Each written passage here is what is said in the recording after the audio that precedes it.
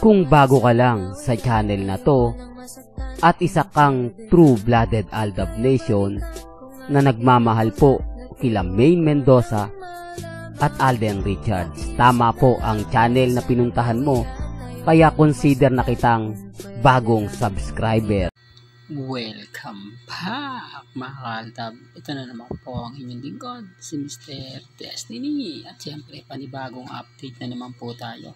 Panibagong mga kaganapan ngayon kina Mr. and Mrs. Paul Carson. Marami pong natuwa sa video na to dahil kitang-kita nyo na naman po kung gaano nga po ba kasaya ni Alden Richards kapag humahawak po ng bata. Kumbaga paborito po talaga ni Alden ang magkarga. O, po ba? Siyempre yan po yung mga isa sa pag-uusapan natin. Isa po sa mga tatalakayin po natin ang pagiging laging single ni Richard Polterson. At dito po sa issue ng mga endorsement po ni Mengay, may isa-isa na nga po raw nagbabaklasan. Yung tipong iniiwan daw po si Mengay sa ere.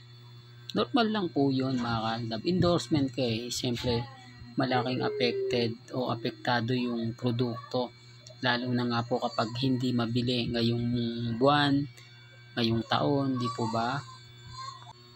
Alam niyo naman po mga ka-Aldab na siyempre sensitibo rin po kasi yung mga endorsement ni Maine, di po ba? Siyempre maapektuhan, ayaw din po nila na bumaba yung sales nila. Di po ba? Pasensya na po kayo. Gusto rin po ng iba na kumita po sila. Hindi naman lingid sa inyong kalaman na marami pong nagagalit kay Maine. Although maraming nagsasabi, wala naman po talagang kasalanan si Mengay. Ako rin po mga ka-Aldab, isa rin po ako sa nagtatanggol kay Maine, pero nababash din po ako. Di po ba?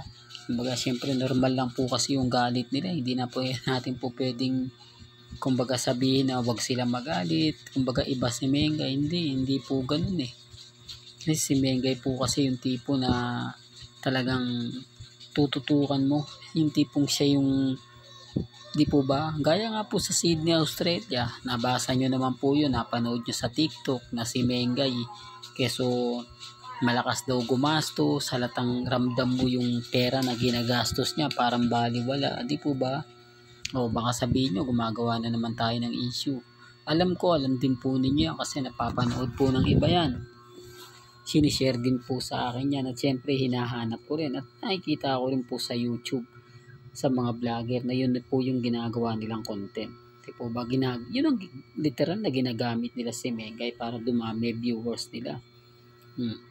Tipo ba? Pero kapag ako nagre-react, ako nag-update, marami silang ganto ganyan. Hindi nyo po ba alam na since 2015 Aldab na po ako na si Mengay number 1 na pinagtatanggol po natin? Po ba? Kaya lang bumabaliktad eh. Basher daw po ako ni Maine. Sinisiraan ko daw si Maine. Paano kung sisiraan yung taong iniidolo mo? O iniidolo ko? Paano kung sisiraan si Mengay? O, di po ba ako yung isa sa nagtatanggol po sa kanya? Ako po yung isa sa, kumbaga, nagpapababa ng tensyon para wag magalit kay Maine. Yung iba nga po sinasabihan ako na kung binabayaran lang yan. Malamang malapit na kamag-anak ni Mengay yan. Yung tipong ganon. Hindi sa lugar na talaga ng social media, hindi mo alam kung saan ka yung lugar.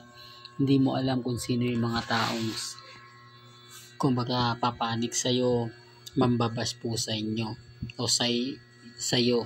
Kaya nga sabi ko sa mga mami, sa mga titas, wag po kayong basta-basta magre-react, magko-komento kasi alam nyo naman po na binabantayan po talaga si Mengay ngayon. Na si Mengay nga po talaga hindi nagsasalita. Gusto po kasi nila mag-react si May.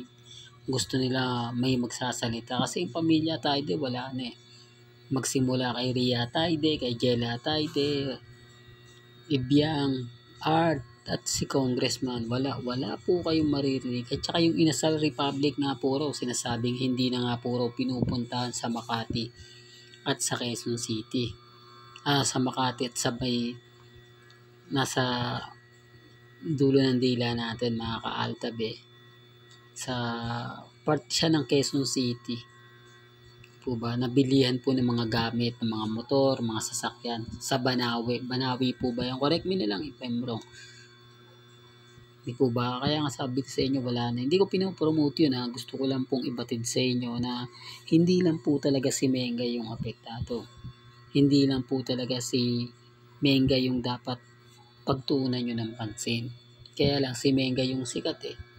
Di po ba? At sa mga endorsement po ni Maine, normal lang po yun. Pero babalik pa rin po yan. Siyempre kailangan nila ng sale. Kailangan nila makabenta ng marami. Kailangan yung ibibenta nilang produkto ay talaga naman pong tatangkilikin kasi mas marami pong mga empleyado ang mawawala ng trabaho pag yung isang bagay ay wala nang tumatangkilik. Hindi po ba? Hindi, real talk mga kaaldab.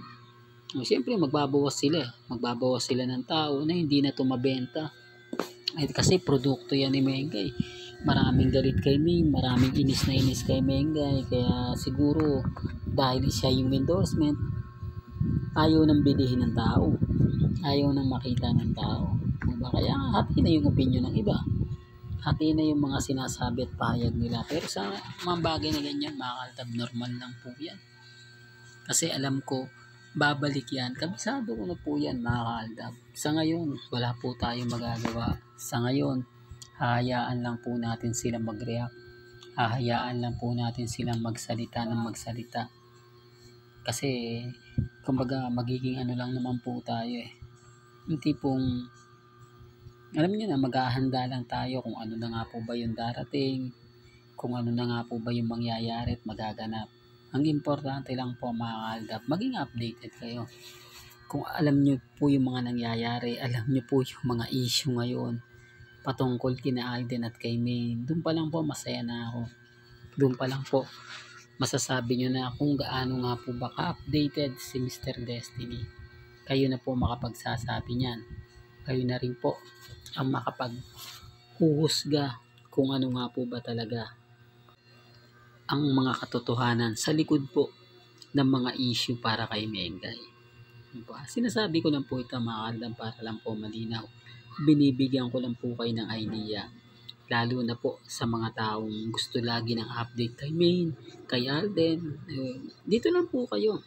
Diba? Sabi ko naman po sa inyo, pag nakakuha tayo ng impormasyon, update kay Mengay, kay Alden, agad-agad dadaling ko po dito para hindi na po kayo mabitin o kumbaga kung anong latest sa mga nangyayari ngayon sa social media. Hanggang dito na lang po ang ating latest updates. Kaya kung gusto niyo pa po ng pinaka-latest at sariwang update, abay tumutok lang po kayo dito po sa channel ni Mr. Destiny para updated po kayo sa mga latest at sa mga bagong update po na ibabato po natin. Hanggang sa muli, salamat po sa panonood at pakikinig.